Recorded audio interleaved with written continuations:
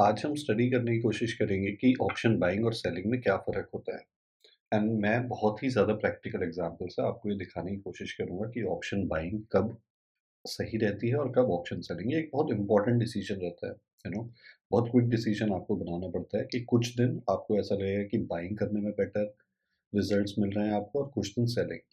और ये बहुत ही वास्ट टॉपिक है जिसके बारे में हम ऑब्वियसली अपने कोर्सेज में अच्छे से पढ़ाते हैं, आपको सिखाते हैं ये सब चीज़ें। बट आज मैं बहुत ही प्रैक्टिकल एग्जांपल्स आपको कुछ-कुछ दिखाना चाहूँगा और उसके बाद हम ये स्टडी को कंटिन्यू कर सकते हैं।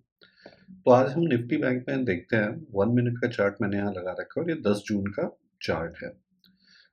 अब यहाँ पे आप देखिए कि मार्केट पहले नीचे गिर रहा था, सडनली यहाँ पे इसने एक सपोर्ट लिया और फिर ये ऊपर जाने की कोशिश कर रहा है, ठीक है?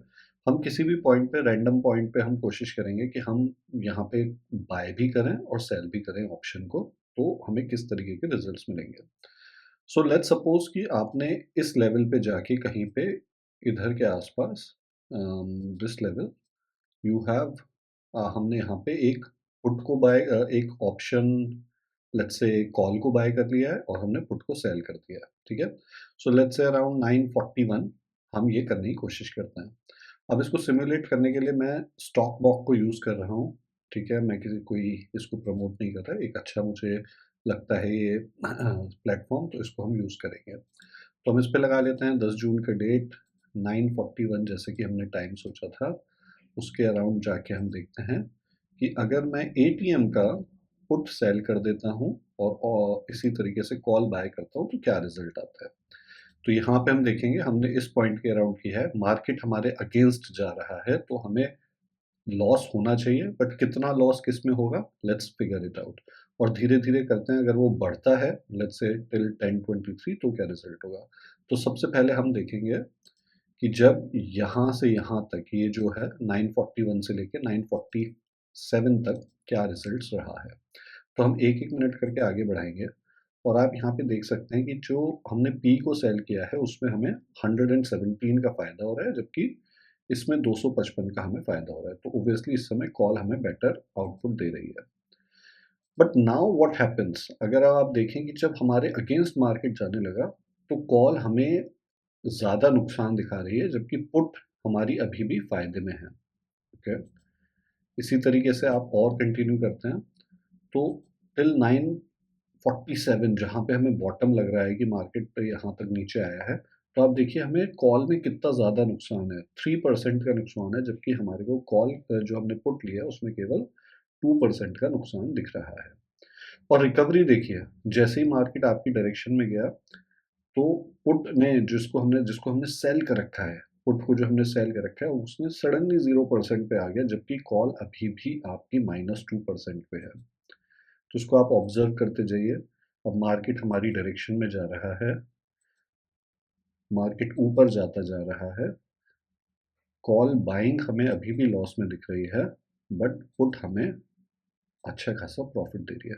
तो एक जो लोगों को होता है ना कि हमेशा ऑप्शन बाइंग करके चलते हैं, उसके साइड इफ़ेक्ट भी हो सकते हैं, कि कभी-कभी मैं बहुत से केसेज़ हम यहाँ पे डिस्कस करेंगे। कुछ केसेज़ में होता है जो हमें फ़ायदा बहुत होता है और कुछ केसेज़ में हमें लॉस भी होता है। ऑब्वियसली ये ऑप्शन ग्रीक्स का पार्ट है जिसमें आप डेल्टा, थीटा इन सब के बारे में पढ़ना पड़ता है हमें। बट एट दिस पॉइंट अगर आप देखें 10 बजकर 4 मिनट हो गया है और 1065 पे आपका पुट खड़ा हुआ है, जबकि कॉल में केवल ₹80 का हमें फ़ायदा दिख रहा है। ठीक है? तो इसी तरीके से आप इसको कंटिन्यू करें। लेट्स से मार्केट हमारे अगेंस्ट बिल्कुल 11 बजकर 2 मिनट पे पहुँच गया है। हम 11 बजकर 2 मिनट पे देखते हैं कि हमारे कैसे रिज़ल्ट रहते हैं। तो मैं इसको थोड़ी तेज़ी से आगे बढ़ाने की कोशिश करूँगा। लेट्स से और 15 मिनट्स आगे बढ़ाते हैं। सो 11 बजकर 2 मिनट के अराउंड, 4 मिनट के अराउंड भी देखिए मार्केट जिस लेवल पे हम थे, हमने यहाँ पे खरीदा था, इस लेवल पे हमने खरीदा था। मार्केट हमारे नीचे आ गया, तब भी पुट हमें यहाँ पे फ़ायदा दे रही है, बट कॉल हमारे वहाँ पे नुकसान में है। तो ये बस एक केस है जिसमें अब इसका क्यों है, इसको समझने के लिए हमें बहुत सारे कॉन्सेप्ट्स पढ़ने पड़ेंगे, बट इस वीडियो में मैं आपको प्रैक्टिकली दिखाना चाहता था कि सेल करने के और बाइंग करने में डिफरेंस क्या होता है। हम और भी एग्जांपल्स यहाँ पे कंटिन्यू करते रहेंगे। Thank you. स्टडी को हम और कंटिन्यू करें तो हम निफ्टी बैंक में 6 जून की तरफ देखते हैं। तो 6 जून को आप देखते हैं कि मार्केट बहुत ही ज़्यादा वॉलेटाइल था, ठीक है?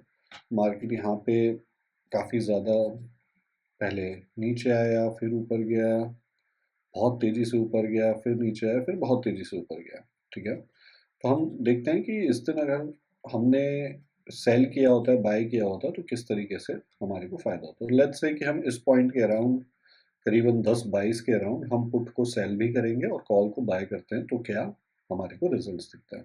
तो फिर से हम स्टॉक मार्क पे जाते हैं। यहाँ मैंने 6 जून सेलेक्ट कर रखी है, 10-22 के अराउंड का टाइम लेते हैं और एटीएम पे ही जो भी हमें मिल रहा है, यहाँ पे मैंने पुट सेल कर दिया और एक मैंने कॉल को बाय कर लिया। अब मार्केट हमारे फेवर में चलने लगता है, तो लेट्स सी कि हमें किस तरीके से रिजल्ट्स दिखते हैं। स्ट्रेट फॉरवर्ड 4% का हमारे को फ़ायदा दिख रहा है दोनों में, ठीक है? और आगे बढ़ते हैं, 11%। परसेंटेज टर्म्स में देखें तो यहाँ पे हमें पुट सेलिंग में भी फ़ायदा हो रहा है, 19% ज़्यादा दिख रहा है और यहाँ पे कॉल में 16% दिख रहा है, ठीक है? आप कंटिन्यू करें। धीरे-धीरे जैसे-जैसे मार्केट मोमेंटम पिक कर रहा है, तो आप देखिए कि आपको कॉल बाइंग में ज़्यादा फ़ायदा हो रहा है और पुट सेलिंग में उतना फ़ायदा नहीं हो रहा है, ठीक है? तो आप देखिए सडनली जिस दिन मोमेंटम हो रहा है, जिस दिन बहुत तेज़ी से मार्केट ऊपर बढ़ रहा है या घट रहा है, उस दिन आपको बाइंग में बहुत ज़्यादा फ़ायदा हो रहा है कंपेयर टू सेलिंग, ठीक है? तो ये भी एक इम्पोर्टेंट पॉइंट हमारा नोट करने के लिए है। तो मेन क्वेश्चन एसेंशियल पॉइंट जो है मैं कहना चाह रहा हूँ, वो ये है कि ये बहुत मैटर करता है कि आप अपना दिन चूज़ सही करें कि किस दिन आपको सेलिंग करनी चाहिए और किस दिन बाइंग।